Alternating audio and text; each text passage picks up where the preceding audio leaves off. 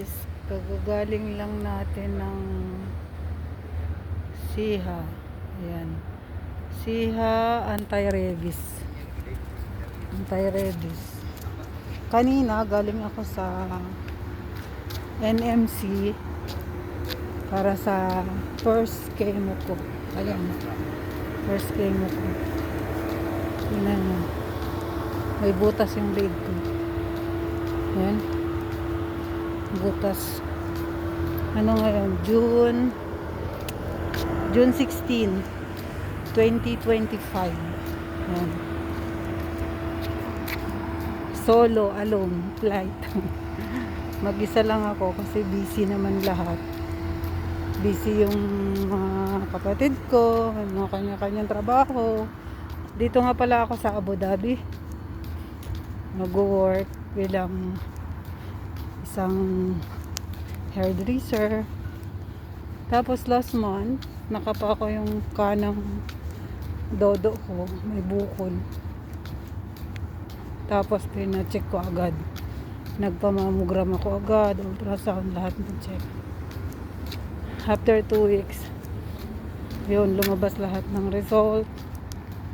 May cancer nga ako, stage 2. Kasi malaki na yung bukol. Ayun, stage 2 na siya. So, inano agad, sunod-sunod yung mga test ko na ginawa. Buti na nga lang dito kami sa Abu Dhabi. At least dito, minimal lang yung gastos.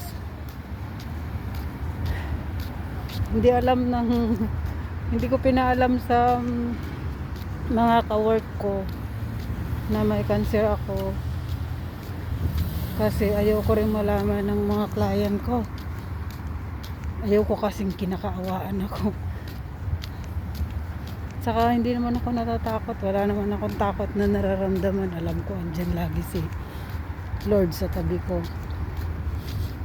Kaya ito tuloy-tuloy. Ang nakakaalam lang yung amo ko. Kasi kailangan ko talagang ipaalam sa kanya. Kasi yung mga schedule ko hindi pare-pareho yung schedule ko, so kailangan ko sila kasi yung pagpunta ko sa ospital, ito na nga unang chemo ko to, may butas nila dito, may nilagyan silang aparato, dyan daw dadaan yung chemo. Tapos after chemo ko kanina, uwi ako mag-isa. Uuwi. Inabot ako ng buong maghapon. After, diretso naman ako dito sa Albatin para naman sa anti-rabies. Kasi last week, nagpapakain ako ng pusa sa mga street. Yung mga pusang gala. Nakalmot ako. So, kailangan ko magpa-anti-rabies. Pangalawa na to. Para anti-rabies to. Kaya after doon diretso na ako dito sa isang hospital. Ngayon naman diretso ako dito kasi mahirap mag-taxi dito sa pwesto ng hospital. Walang nadaan na taxi. Kailangan ko maglakad ng 2 block, 2 street para makahanap ng taxi o kaya ng bus na sasakyan. Yan guys, natapos na yung maghapon ko